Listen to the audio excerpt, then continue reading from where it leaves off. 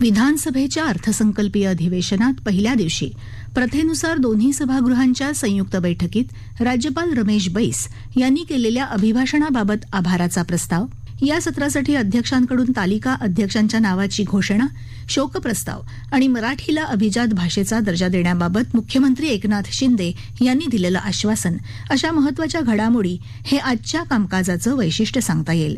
मध्यवर्ती सभागृहात सकाळी 11 वाजता राज्यपालांचं अभिभाषण पार पडलं.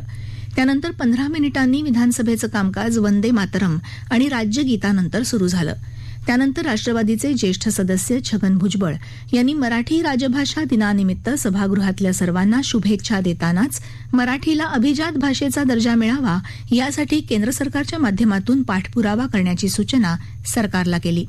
या सूचनेला भाजपाचे आशिष शेलार यांनी समर्थन दिलं. ते म्हणाले की मराठी भाषा ही समृद्ध भाषा असून ती महाराष्ट्राची राजभाषा असल्यानं त्यासाठी वेळ पडल्यास पंतप्रधानांकडे सर्वपक्षीय नेत्यांचं शिष्टमंडळ घेऊन राज्य सरकारनं भेट घ्यावी आणि त्यांना याबाबत विनंती करावी.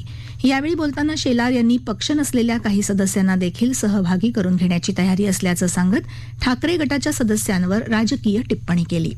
यावेळी सभागृहातल्या सदस्यांच्या भावनांचा विचार करत मुख्यमंत्र्यांनी एक शिष्टमंडळ घेऊन पंतप्रधान नरेंद्र मोदी यांची भेट घेण्यासाठी जायची सरकारची तयारी असल्याचं स्पष्ट केलं. त्यानंतर अध्यक्ष राहुल नार्वेकर यांनी राज्यपालांच्या अभिभाषणाची प्रत सभागृहाच्या पटलावर ठेवल्याची तसंच राज्यपालांच्या अभिभाषणाबद्दल आभार प्रदर्शनाचा प्रस्ताव पटलावर ठेवल्याचं जाहीर केलं. त्यानंतर अर्थमंत्री देवेंद्र फडणवीस यांनी सन 2022-23च्या 6,383 कोटी रुपयांच्या पुरवणी मागण्या सभागृहात मांडल्या. या पुरवणी मागण्यांमध्ये गृह विभागाच्या 2,691 कोटी रुपयांच्या मागण्या आहेत.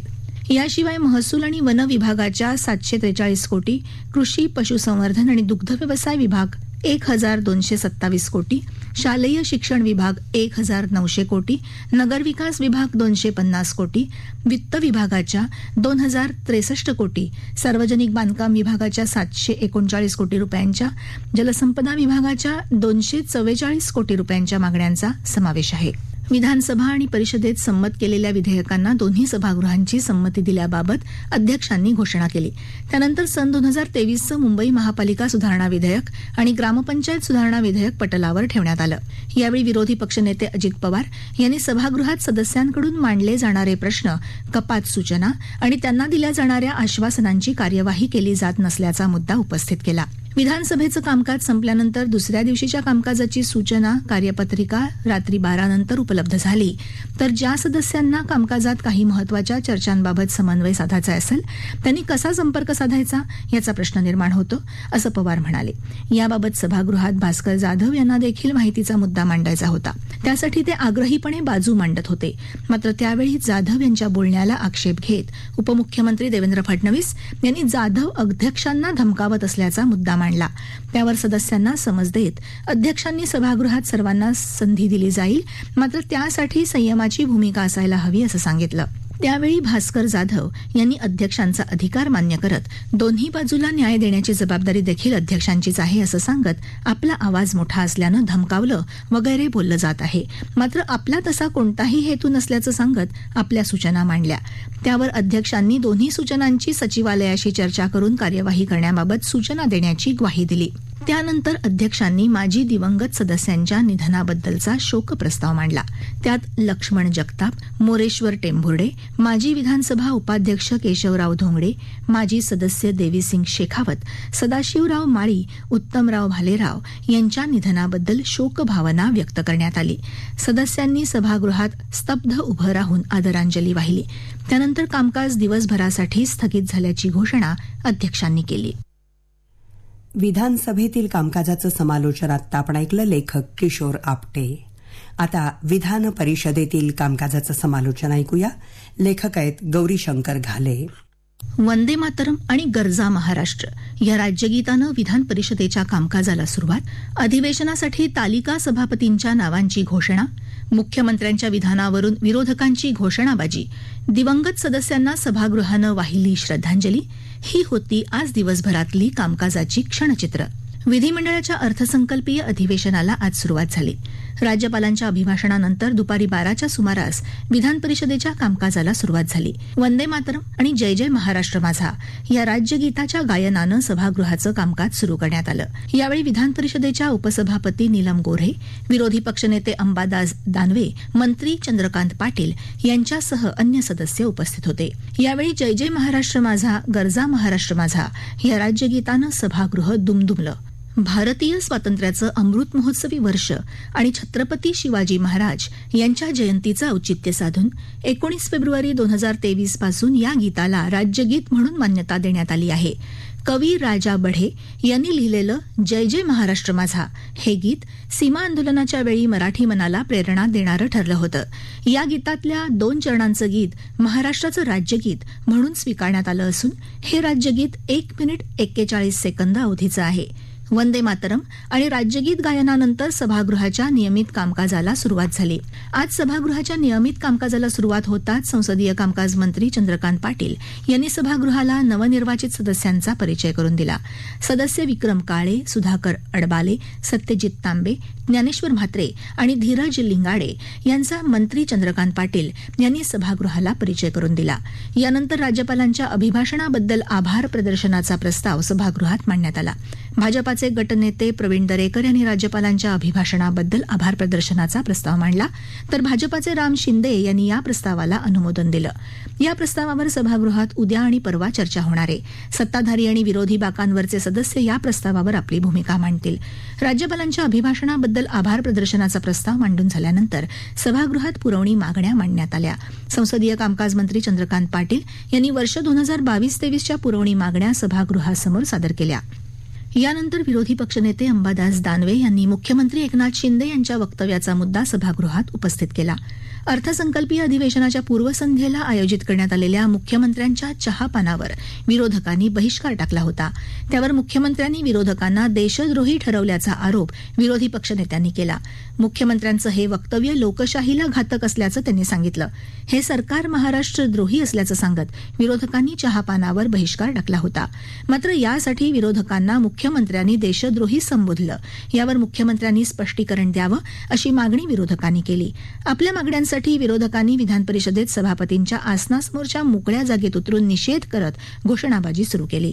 मुख्यमंत्री सभागृहात नाहीत, ते सभागृहात येतील तेव्हा विरोधकांनी याबाबतचा मुद्दा उपस्थित करावा असं संसदीय कामकाज मंत्री चंद्रकांत पाटील यांनी या घोषणाबाजीतच विरोधकांना सांगितलं. मात्र या उत्तरानं विरोधकांचं समाधान झालं नाही. त्यांनी घोषणाबाजी चालूच ठेवली. दरम्यान या घोषणाबाजीतच तालिका सभापतींच्या नावांची घोषणा करण्यात आली. अर्थसंकल्पीय अधिवेशनासाठी उपसभापती नीलम गोऱ्हे यांनी तालिका सभापतींची घोषणा केली.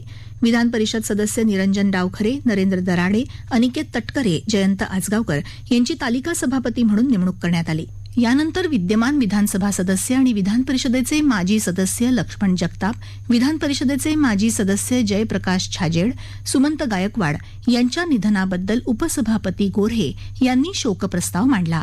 लक्ष्मण पांडुरंग जगताप यांचा जन्म 15 फेब्रुवारी 1963 रोजी पुणे जिल्ह्यात हवेली तालुक्यात पिंपळे गुरव इथं झाला. त्यांचं शिक्षण HSC पर्यंत झालं होतं. जगताप यांनी Pratibha institute of management and research, Pratibha college of computer science तसंच Pratibha college of commerce and सायन्सचे संस्थापक अध्यक्ष म्हणून उत्तम काम केलं होतं. त्यांनी पिंपरी चिंचवड सोशल क्लबचे कार्याध्यक्ष, पिंपरी चिंचवड गणेश फेस्टिवलचे सदस्य म्हणूनही काम केलं होतं. त्यांनी भैरवनाथ नागरी सहकारी पतसंस्था, चंद्रभागा नागरी सहकारी पतसंस्था आणि विनायक नागरी सहकारी पतसंस्थेची स्थापना केली. गणेश सहकारी बँकेचे अध्यक्ष म्हणूनही काही काळ ते कार्यरत होते. जगताप यांनी 1986 ते 2006 या काळात पिंपरी चिंचवड महानगरपालिकेचे नगरसेवक म्हणून काम पाहिलं, तर सन 2000 मध्ये ते पिंपरी चिंचवड महानगरपालिकेचे महापौरही होते.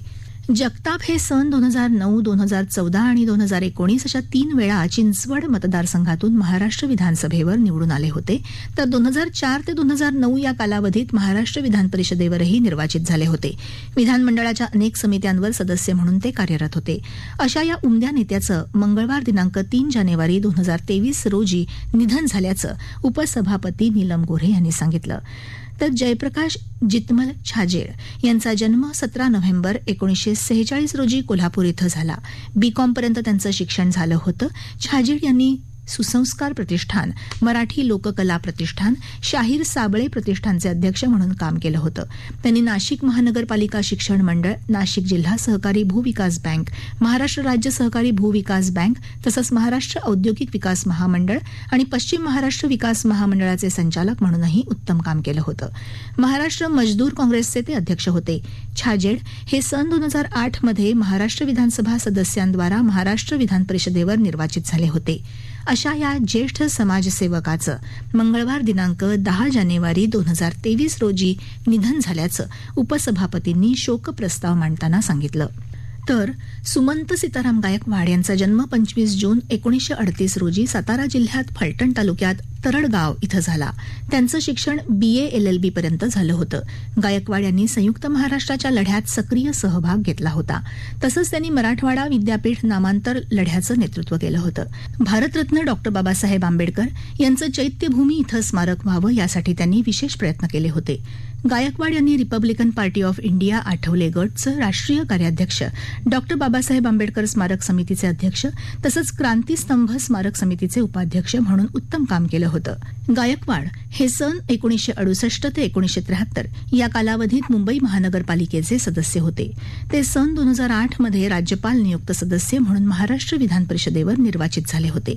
अशा या ज्येष्ठ समाजसेवकाचं गुरुवार दिनांक 26 जानेवारी 2023 रोजी निधन झाल्याचं उपसभापतींनी सांगितलं. यानंतर या सर्व दिवंगत सदस्यांना सभागृहातल्या सदस्यांनी 2 मिनिटं स्तब्ध उभं राहून आदरांजली वाहिली. या आदरांजलीनं शोकप्रस्ताव संमत करण्यात आला.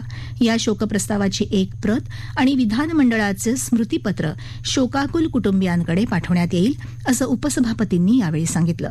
शोकप्रस्तावानंतर सभागृहाचं कामकाज तहकूब करण्यात आलं.